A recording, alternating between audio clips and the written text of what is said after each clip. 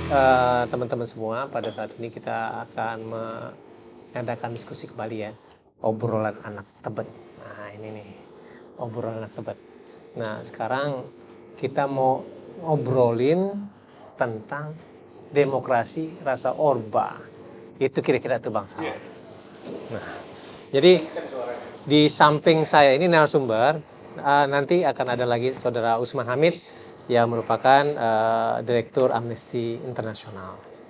Nah, pada saat ini ada Bang Saur Siagian. Beliau ini adalah aktivis hukum, HAM, dan demokrasi. Banyak juga di isu-isu korupsi, gitu kira-kira. Nah, kita nih melihat begini nih Bang Saur, bahwa kenapa ya pada saat ini banyak orang bilang demokrasi dikorupsi, gitu kan. Dan kemudian setelah itu ada juga orang mengatakan bahwa demokrasi ala Orde Baru, dan kemudian juga demokrasi penguasa yang bergaya Orde Baru gitu. Nah, ini kan menjadi suatu pertanyaan juga, Pak. Dan kemudian kalau misalnya kita dalam berlatar belakang hukum, itu mulai pada saat beberapa bulan yang lalu sampai sekarang, ini sepertinya ini ada juga nih mempergunakan hukum gitu Bang untuk kepentingan kekuasaan. Kalau misalnya diskusi kita kemarin ya Bang ya, dengan nafsu yang lain, itu dinamakan sebagai yuristokrasi. Jadi di mana hukum atau channel-channel hukum gitu ya, itu dipergunakan untuk kepentingan kekuasaan dan kesewenang-wenangan.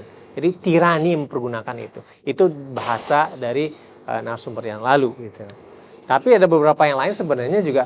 Ini sebenarnya yuristokrasi ini ya memang ada gitu. Karena di negara-negara Amerika atau di Skandinavia itu dipergunakan untuk kepentingan yang positif sebenarnya. Ketika jalur parlemen itu tidak bisa dipergunakan, kita menggunakan jalur peradilan untuk mengubah suatu hukum yang sebenarnya tidak berpihak.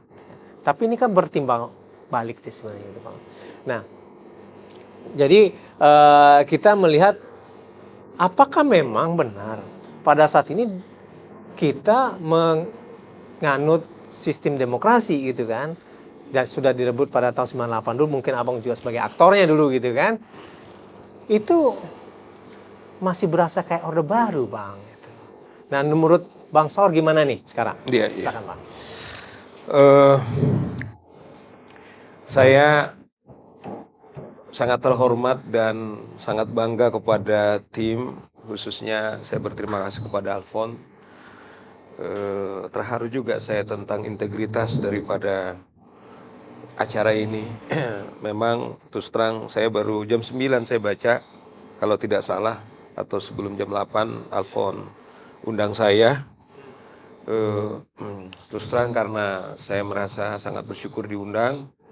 Terus kemudian saya bilang, bisa nggak ya jam 4 saya dengan Nathan Najwa dengan narasi sebagai penghormatan saya kepada Alfon dan juga tema ini. Dan tepat jam 2, sekalipun ini sesungguhnya kita combine antara diskusi, di sisi lain juga dengan podcast, saya kira tanpa harus mengurangi rasa kualitas daripada diskusi kita ini, sekalipun kita mulai dulu dengan podcastnya, karena memang itu inline, saya merasa tidak terkurangi, bahkan saya terbantu di sisi lain soal komitmen-komitmen kita.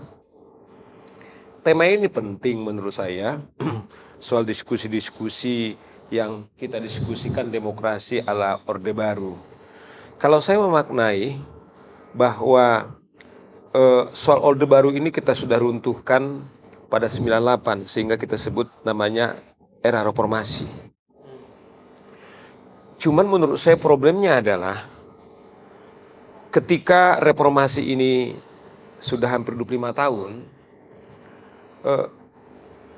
ada situasi yang menurut saya sangat mengerikan kalau dua antara agenda reformasi soal untuk memberantas KKN, kemudian juga agar terjadi supremasi hukum.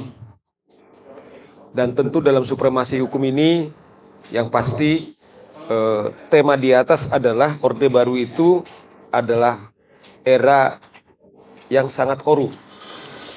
Nah, malah saya mengatakan perjalanan 25 tahun ini menurut saya sangat mengkhawatirkan.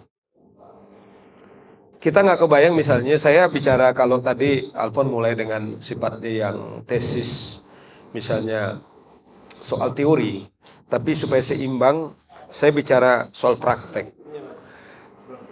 Ketika kita podcast ini, Fon, Ketua KPK mungkin kalau kita tarik jarak barangkali hanya 1-2 kilometer. Kemudian pimpinannya jadi tersangka. Saya masih ingat 4 tahun yang lalu saya dengan Alfon itu kita teriak-teriak.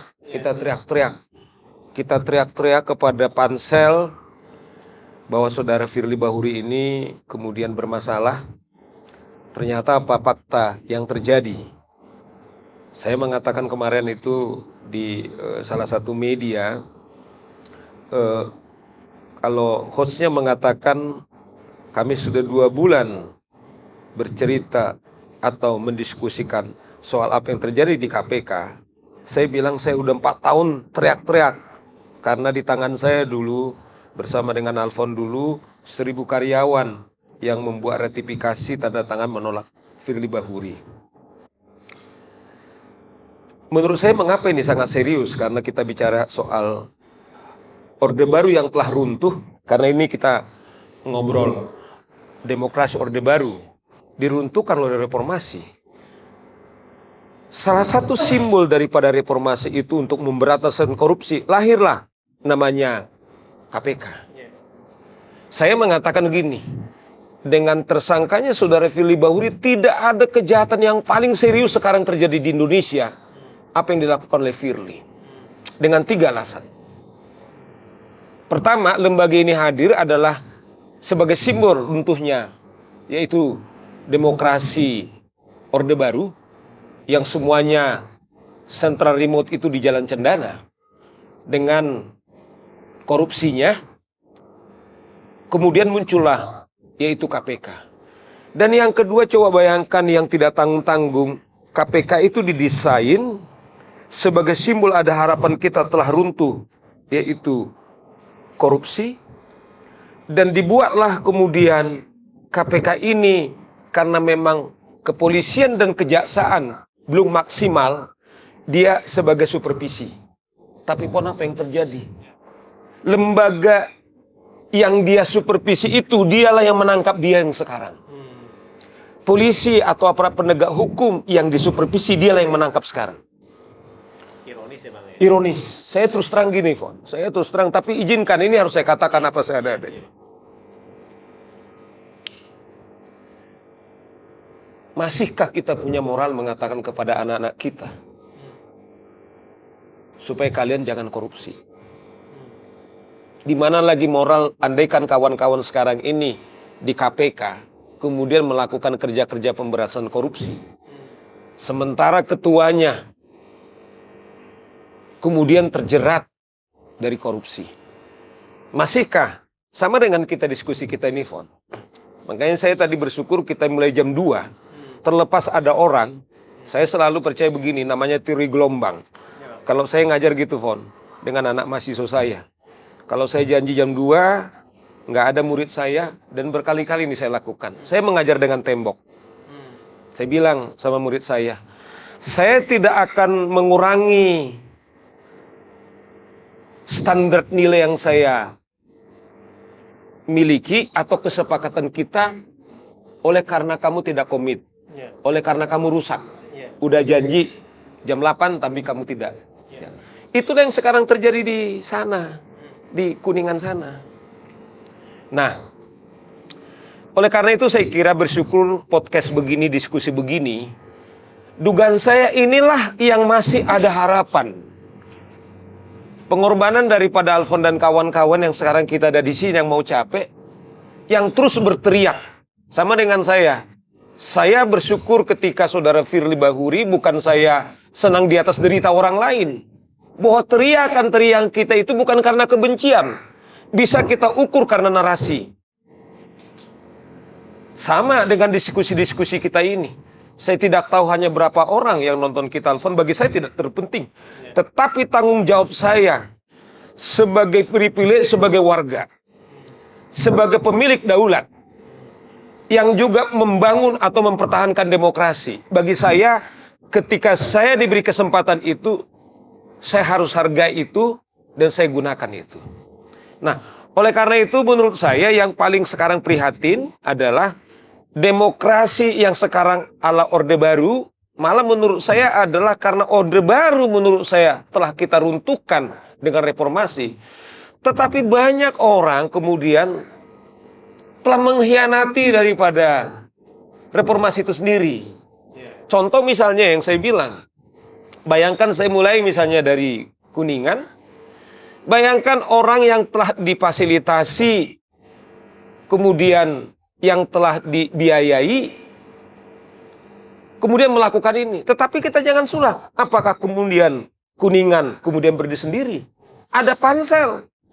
Pansel ini dibuat siapa? Dibuat pemerintah. Nah, oleh karena itu saya bilang, kita tidak lagi konsisten tentang semangat reformasi atau demokrasi reformasi yang kita sepakati, tetapi banyak kita telah mengkhianati daripada komitmen-komitmen kita tersebut. Sehingga malah menurut saya, kalau sekarang kita buat misalnya metafora demokrasi ala Orde Baru, zaman Orde Baru kita bilang tidak ada namanya anak presiden itu, katakanlah, atau anak presiden itu kemudian dicalonkan misalnya jadi wapres, tetapi kita lihat misalnya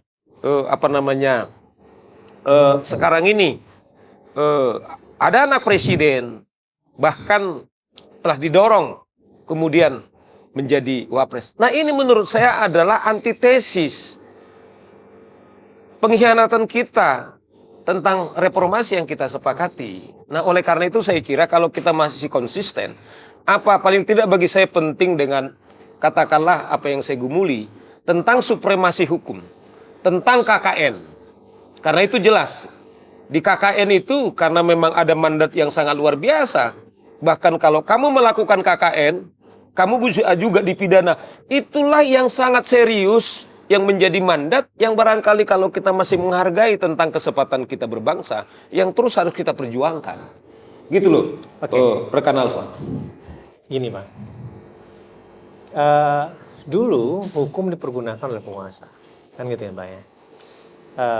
Jadi Presiden Soeharto ketika itu menilai bahwa hukum itu tidak terlalu penting. Itu seperti yang dikatakan oleh Daniel Eslev gitu kan.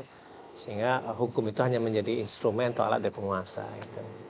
Tetapi dulu apakah anak dari Presiden Soeharto menjadi wakil presiden untuk melanjutkan dia atau tidak?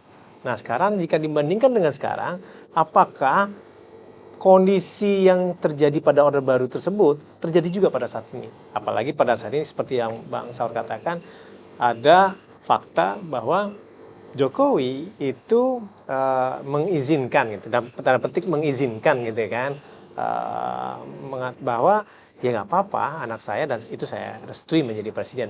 Tetapi kan di situ kan ada problem juga, itu kan ada konflik of interest ketika dia menjabat sebagai presiden dan kemudian ini ada anaknya yang sebagai calon wakil presiden gitu. Nah, bagaimana nih menurut tanggapan dari Bang Saur? Nah, saya tadinya impian saya,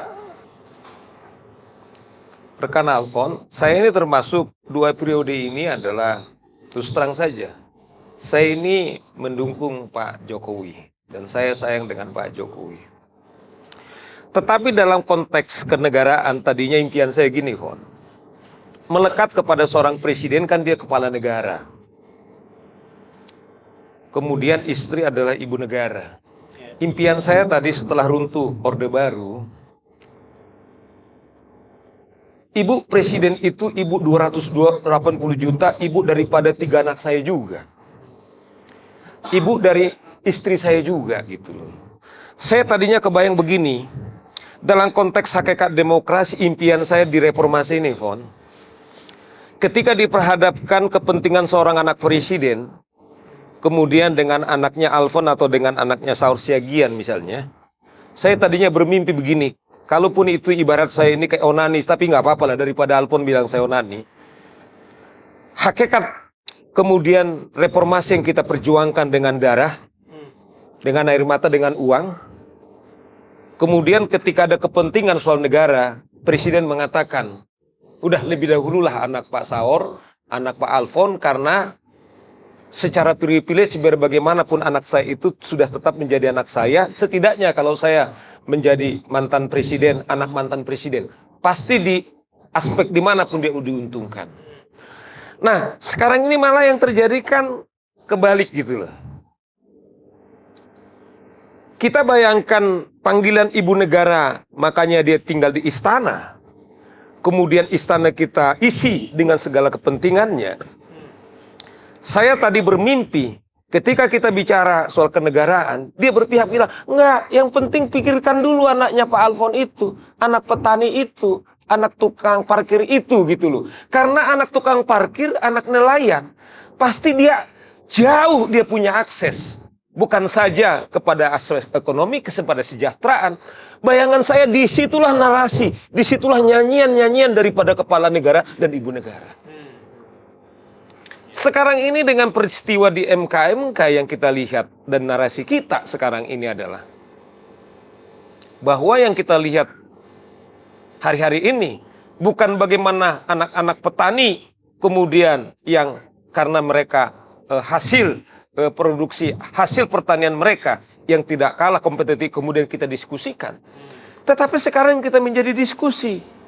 Anak presiden, kemudian yang menjadi wakil presiden yang sebenarnya secara ekonomis, secara politis masih menjabat. Yang tadinya mungkin bagaimana seorang Jokowi yang tadinya lahir dari anak tukang kayu atau bekerja di tukang kayu, kemudian senang digorong-gorong. Tapi orang yang bayangan tadi, yang tidak punya keuntungan, punya rumah, kemudian jadi gelandangan digorong-gorong, satu saat bayangan saya, inilah kemudian calon wali kota dalam sekalian periode gitu. Itu impian saya, karena simbol-simbol itu yang dilakukan oleh Pak Jokowi. Datang ke pasar, masuk gorong-gorong.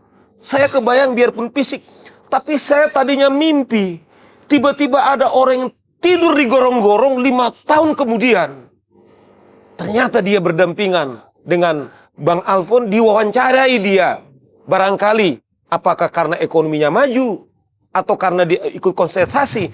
Tetapi kan sekarang itu hanya sebagai lip service gitu loh. Nah, inilah menurut saya yang sangat menciderai tentang reformasi, tentang orde baru yang kita bilang kita tenggelamkan ini, sehingga kita masih berbicara ini.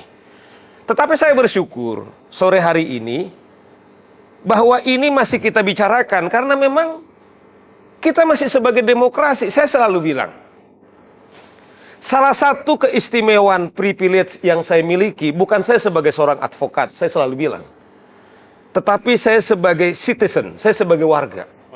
Kalau dalam konteks konstitusi, saya adalah pemilik daulat rakyat. Artinya apa? Ketika seorang calon presiden atau seorang anggota DPR, ketika dia sampai ke Senayan, atau ketika dia sampai ke rumah istana itu, tetapi karena suara-suara kita ada di sini, mengemis kadang-kadang, bahkan melakukan kecurangan, kejahatan. Kenapa kejahatan? Ini harus saya ceritain nih, karena relevan, ini mau pemilu. Tolong dong pilih saya, bahkan menjanjikan uang. Ya, bahkan dirusak rakyat. Kalau kamu dengan 50.000, dengan 100.000 gitu loh, supaya dia dipilih, ya kan?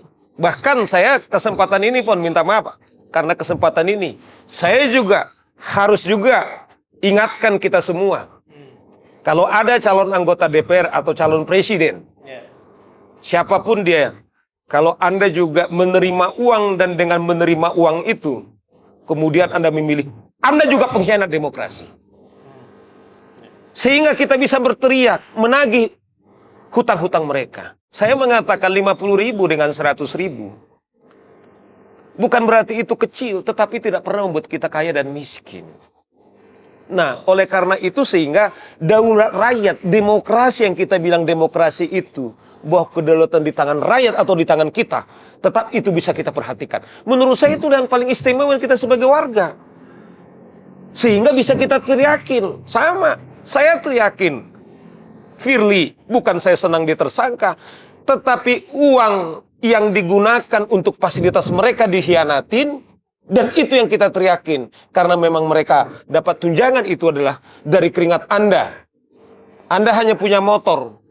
Tidak ada alasan karena pengangguran, pajak motormu pun kemudian terbebas. Kecuali karena tidak ada, masih tertunda misalnya. Pengalaman soalnya pun. Kadang-kadang karena ini maklum klien tidak ada gitu loh ya. Tidak ada alasan. Tetapi mereka tidak ada alasan karena kita pengangguran. Gaji mereka dikurangi. Tetapi kau pengangguran atau tidak pengangguran, gaji istana. Orang yang kerja di istana, orang kerja di DPR, tetap tidak terkurangi. Padahal adalah kita pemilik daulat. Nah ini yang saya bilang perlu, yang harus kita bunyikan. Karena ini kita sudah masuk dalam pesta demokrasi. Dalam beberapa bulan kemudian kita akan memilih siapa yang menjadi presiden kita atau siapa yang menjadi wakil kita. Bang, gini Bang. Bang Son kan bilang tadi bahwa kita ini kan daulat rakyat. Ya. Kita sebenarnya pemilik dari negara ini. Betul. Nah, ketika apa yang kita inginkan, tadi kan Bang Saur kan memahami bahwa Jokowi Bang Saur pilih karena beliau sesuai dengan ekspektasi Bang Saur kan gitu kan. Nah, ketika orang yang dipilih dan kemudian tidak lagi berupaya untuk memenuhi ekspektasi daulat rakyat, itu bagaimana rasa dari penilaian dari Bang Saur, dan kemudian apa sih sebenarnya harus dilakukan ya bagi seseorang yang memang berkuasa untuk bisa menjaga agar daulat rakyat itu tetap terjaga. Itu kira-kira bagaimana Bang Saur? Nah menurut saya kan itu jadi relevan. Ini pertanyaan penting menurut saya. Benar nggak makna daulat itu adalah kita yang menentukan tentang masa depan saya, kita yang menentukan masa depan negara kita karena ada di sana. Tentu kan bisa kita ukur. Ketika seorang pemimpin misalnya, tentu kan ada sumpah yang dia harus ucapkan. Ada undang-undang yang telah disepakati ketika dia katakanlah menerima beban. Tentu ketika apa yang menjadi komitmen kita itu tidak dilakukan. Nah, sebagai pemilik daulat, menurut saya kita adalah orang yang tidak bertanggung jawab kalau kita tidak menagih. Kalau kita tidak berteriak.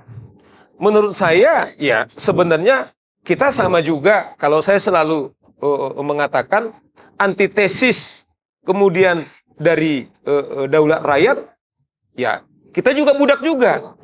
Karena saya selalu mengatakan begini, Anda bisa kelihatannya Anda duduk katakanlah sebagai orang DPR. Sama, saya beberapa waktu yang lalu ditanya Budiman Tanurjo waktu salah satu podcast seperti ini, Fon. Saur, kamu kan relatif sudah dikenal. Nah, dia bilang begini, apakah Saur tidak berpikir untuk maju ke Senayan? Nah ini saya bilang jawabannya begini, Mas Budiman, ini pertanyaan klasik dan menurut saya pertanyaan yang konyol, saya bilang, ya kan? Kenapa Mas? Ketepatan seperti ini, Fon, pas makan siang. Jadi di meja ini ada nasi, ada ikan. Mas Budiman, kalau para petani kita tidak setia pergi ke sawah, apakah makanan yang disajikan di depan meja ini kemudian bisa tersedia? Ini ada ikan, saya bilang. Apakah ikan yang di depan meja kita ini juga bisa tersedia kalau nelayan kita kemudian tidak setia pergi melaut? Atau kalau Mas Budiman dengan tag Kompas, yaitu independen, terpercaya, tidak menjaga pers, kemudian sahur siagian, kemudian juga tidak menjaga katakanlah soal penegakan hukum. Jaga gawang lah istilahnya gitu ya. Jaga gawang, apa yang terjadi? Jadi saya buat ilustrasi seperti ini kawan-kawan, ibarat tubuh, anatomi tubuh. Apakah kepala, Anda jangan lihat botak saya, apakah kepala karena di atas, kemudian lebih merasakan lebih gagah dengan kaki karena di bawah. Nah, sementara kalau kepala yang ada otak mengatakan, hei kaki, tolong jalan. Tetapi si kaki mengatakan demonstrasi, dia mogok. Kemudian tidak berjalan. Apa yang terjadi? Oke, saya masuk dari sana. Mas Budiman, saya bilang begini. Sekarang, mari kita lihat. Siapa yang sekarang, waktu Pak Mahfud bicara di DPR, yaitu membongkar ada dugaan korupsi 349 triliun Di Kementerian Keuangan. di Kementerian Keuangan. Kemudian saya sebut saja namanya, Ketua Komisi 3, dia bilang gini ke Pak Mahfud, Pak Menko, kalau kita bicara soal undang-undang perampasan aset, dia bilang, ya telepon aja ketua partai kita. Nah, dia bilang, kita ini mah cuman Korea-Korea aja gitu. Siap, kalau ini siap-siap gitu loh. Nah, Ini kayak saya ketahui nih, Bambang Pacul nih maksudnya. ya, Pacul. Saya bilang ini budak. Nah, nggak apa-apa, jangan kalau ini nggak usah di-delete. Ini menurut saya budak. Nah, Alpon udah gaji dia, ya kan? Anak-anak mahasiswa udah gaji dia, tetapi dia tidak pernah menghayati tentang peranannya.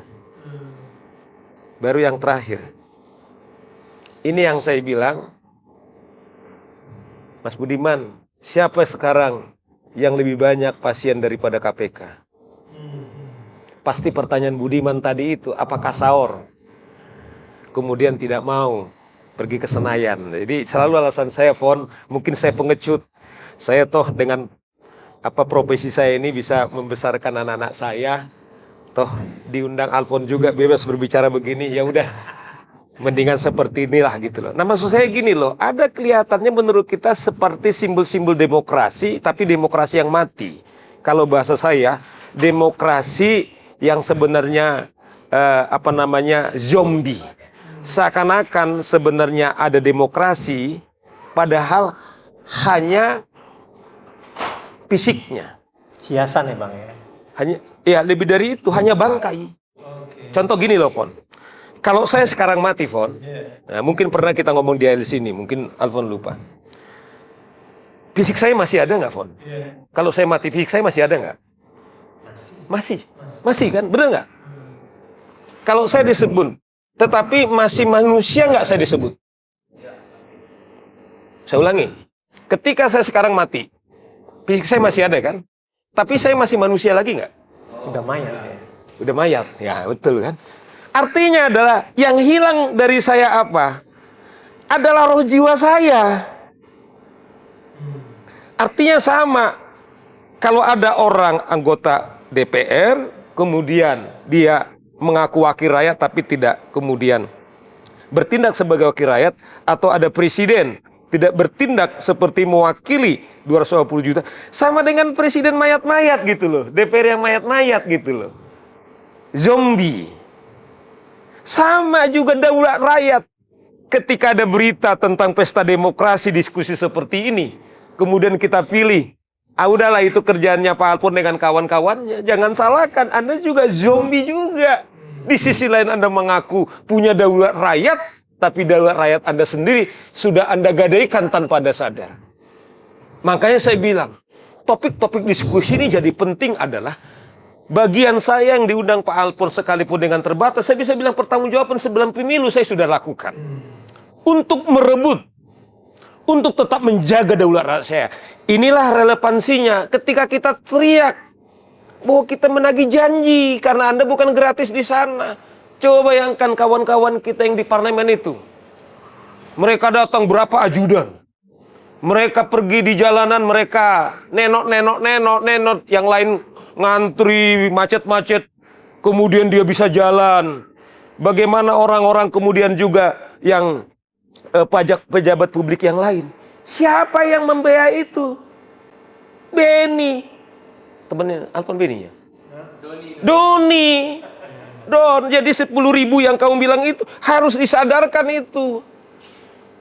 Supaya dia datang ke bilik yang mana sesungguhnya yang menjadi, ya kalau bahasa saya, kalaupun nanti yang menjadi suruhan-suruhan kita, yang namanya presiden itu, yang namanya anggota DPR itu. Itulah menurut saya relevansinya kalau kita masih konsisten. Yang saya bilang, belum menggadaikan daulat rakyat yang kita miliki.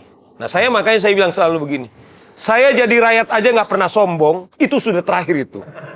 Tetapi Anda jadi pejabat aja sombong. Makanya saya pernah kalau ada suka polisi, di misalnya nenot-nenot kan suka pakai foreder, padahal saya kan orang hukum tahu gitu loh. Itu paling senang saya kerja itu, Fon. Langsung saya parkir itu mobil saya ke depannya itu. Ya, paling senang saya seperti itu karena saya tahu itu tidak ada dasarnya, tetapi sering juga kita permisif gitu loh. Nah, oleh karena itu saya kira bagaimana tetap kita bisa menjaga daulat rakyat kita. Tentu kita juga bisa jadi penonton diskursus seperti ini. Ya, sama dengan nanti akan diberitakan bahwa bagian saya sebagai pemilik daulat saya disuruh Alpen untuk harus ngomong, ya saya ngomong. Tetapi di RT yang kawan-kawan ini ngomong Tebet tadi saya bilang ini keren banget, Fon. Kenapa saya bilang? Bayangkan isu nasional yang di istana, kalau selama ini katanya Alfon kalau bicara politik tuh di Menteng. Nah, keren banget kan bicara Tebet. Coba bayangkan politik bicara di Rawasari. Bicara di samping Pemangapan Ranggon, ya kan? Karena di situ juga adalah pemilik daulat rakyat di samping yang tadi itu adalah kalau anak-anak Menteng, saya bayangkan gimana kita juga membuat kualitas anak Menteng tidak ada apa-apanya karena sering pemberitaan atau mungkin secara ekonomis secara mereka lahir kemudian sudah lebih beruntung, tetapi demokrasi tidak pernah kemudian mewujudkan seperti itu. Anak Tebet, anak Pasar Ranggon, anak Pasar Senen, bahwa mestinya mereka harus sama atau mungkin yang tidak beruntung ini negara harus berkewajiban memberi privilege added value tambahan kepada mereka. Oke, Bang. Tadi kan rakyat sebagai daulat. Iya. Yang gitu kan. Nah, pertanyaan selanjutnya begini, Bang. Ketika penguasa-penguasa ya, Bang ya, mempergunakan infrastruktur hukum. Iya. Itu untuk kepentingan mempertahankan dari kekuasaan itu sendiri. Iya. Nah, ini kan pada saat Orde Baru terjadi juga, Iya. gitu kan? Terjadi, gitu kan? Iya. Nah, pertanyaannya gitu kan, apakah ini juga terjadi pada saat ini dan kemudian apakah itu tidak berpengaruh atau mengancam dari demokrasi sendiri, itu khususnya pada hukum, Bang? Iya. Karena kan sebenarnya kan dalam dunia hukum kan udah ada infrastruktur hukum seperti pengadilan. Pengadilan itu kan masuk ke adalah Mahkamah Konstitusi, Mahkamah Agung Bersajujaran, kemudian juga ada kepolisian, kemudian juga ada kejaksaan, gitu kan. Nah, ini kan sebenarnya infrastruktur hukum gitu kan, untuk mencari keadilan. Nah, apakah untuk kepentingan dari kekuasaan ini bisa dipergunakan gitu kan? Karena kan sebenarnya kan alat demokrasi kira-kira. Nah, menurut gimana menurut Abang? Nah, saya punya pengalaman waktu saya melaporkan Saudara Sambo untuk dipecat waktu peristiwa pembunuhan Yosua. Iya. Saya bersama dengan kawan-kawan mendirikan namanya Tampak, Tim Advokasi Penegakan Hukum dan Keadilan.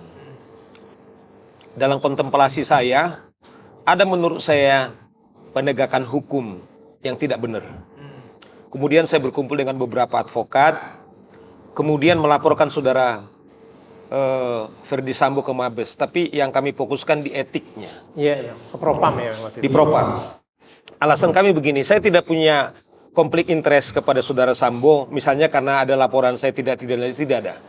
Cuman menurut saya, karena lembaga kepolisian ini aparat penegak hukum, kepentingan saya adalah saya sebagai praktisi hukum, kalau pengadilan bersih, kepolisian bersih, kemudian itu diuntungkan kami dan juga pencari keadilan. Oleh karena itu, karena menurut kami dengan diskusi-diskusi dengan kawan-kawan bahwa kami ragukan tembak-menembak dalam kajian kami lebih kuat itu pembunuhan. Nah, makanya waktu kami laporkan, kami sepakat Barangkali karena di waktu yang sama kelihatannya buat laporan keluarga Yosua dengan pengacaranya ke Bareskrim, kami juga di waktu yang sama kami ke Propam, tetapi disitulah pertama kami mengatakan ini adalah pembunuhan, bukan tembak-menembak. Kawan-kawan, ini penting atas pertanyaan Alpon. Ternyata di satu diskusi Prof. Mahfud Menko mengatakan ini dalam diskusi dengan seperti ini waktu dia podcastnya Deddy Corbuzier, karena dia menyebutkan di situ bahwa apa yang dilakukan oleh Tampak dan pengacaranya Yosua, saya memanggil yaitu Ketua Kompolnas, itu kesaksian. Saya dengar ini di podcastnya Saudara Deddy Corbuzier.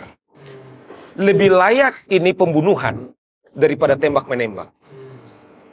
Bahkan di situ disebutkan, memang kita butuh, ini sering dikatakan oleh Pak Menko, memang saya dengan Saur, dengan Usman, saya ingat nama Usman juga disebut, sering berbeda pandangan, tetapi saya bersahabat dengan orang-orang ini, gitu loh. Saya masuk dari sini kawan-kawan sekalian. Sekalipun dalam beberapa diskusi-diskusi, kemudian Prof. Mahfud mengatakan salah satu yang dia bilang dia memanfaatkan, melibatkan publik, salah satu kasus Sambo. Ternyata kan ada orang di luar itu. Ada orang, maksud saya bukan kita ini, yang juga ikut, katakanlah apakah berpartisipasi kecil menengah, bagaimana supaya hukum ini bisa ditegakkan. Nah masuk kita soal Pilpres. Ada peristiwa MK yang di Mahkamah Konstitusi. Coba bayangkan, andaikan para masyarakat sipil, para advokat tidak berbondong-bondong datang ke Mahkamah Konstitusi. Kira-kira apa yang terjadi? Betul memang Pak Jimli Asidiki memutus tidak akan bisa tiba-tiba Pak Jimli dia berpraktek sebagai seorang praktek dukun tanpa ada pasien di depannya. Kan ada cara dukun, kan ada servisnya, kemudian bisa katakanlah disampaikan melalui nujum-nujum, melalui apa pesan-pesan spiritual. Tidak, tapi adalah narasi buku yang membuat nurani kita juga sangat luar biasa. Fakta yang kita bilang ala demokrasi yang sekarang bisa terjadi kali ini, ada putusan di Mahkamah Konstitusi. Kalau tadi saya sudah soroti salah satu KPK, simbol daripada buah reformasi, ternyata kemudian itu mau diruntuhkan. Diruntuhkan atau udah runtuh, Bang?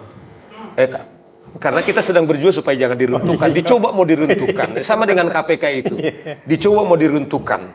Tapi ada Alfon, ada Doni, ada petarung, Bro Usman membuat deklarasi Juanda. Saya juga ikut tanda tangan. Andaikan deklarasi Juanda tidak ada, kemudian diskusi ini tidak ada, kemudian saya tidak tahu. Itu yang saya bilang, bagaimana privilege daulat rakyat yang kita miliki itu. Menurut saya inilah yang mengawal demokrasi masih ada. Taruhlah saya sombong, tapi itu fakta. Itu yang saya bilang. Andaikan terlepas akhirnya wakil presidennya kemudian terpilih, dan saya ketepatan ikut studi S3 nih, Fon. Saya pengen ini menjadi bahan riset saya tentang apa yang terjadi, karena ini juga hutang kita. Apalagi yang di samping saya ini adalah alumni Trisakti, salah satu pusat daripada reformasi itu kan ya. Ada 4 orang, 4 mahasiswa kita itu sebagai simbol daripada reformasi yang sampai sekarang. Saya masih hutang karena saya tim ad hoc peristiwa Mei, yaitu bersama dengan Pak Solahuddin Wahid. Berkas kami masih di Kejaksaan yang sampai saat ini masih dipetik eskan. Itu yang saya kira. Jadi saya kira gini, Fon, saya tidak mau sudah runtuh, tapi dicoba diruntuhkan. Diskursus seperti ini, civil society ini kemudian belum menggadaikan yang tadi itu, Don, daulat rakyat. Itu yang barangkali perlawanan ini masih ada. Nah, perlawanan kecil, kemudian api-api daripada kita meneriaki. Ada pepatah Afrika mengatakan, lebih baik menyalakan lilin daripada menguti kegelapan. Saya bayangkan pertemuan kita di sini adalah konteks menyalakan lilin-lilin itu. Saya berhenti di sini karena Usman sudah datang. Karena saya dari jam 3 selesai, bro. Jadi sebagai suluh lah, Bang, ya, sebagai penerang. sampai ke soal Mahkamah Konstitusi. Mahkamah Konstitusi kan wasitnya pemilu, bahkan sekarang diragukan gitu. Nah, jadi saya kira kita sedang menuju ke arah sana gitu. Saya tidak mau mengatakan sekarang kita sudah ada di Orde Baru,